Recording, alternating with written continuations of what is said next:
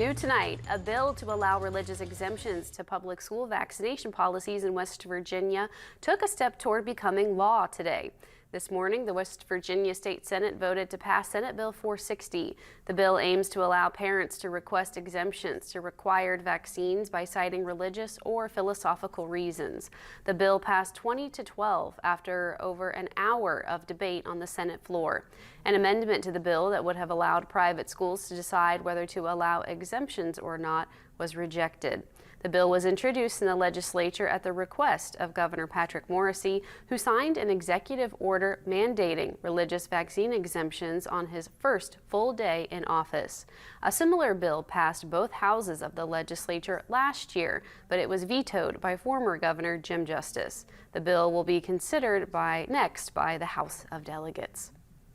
Turning to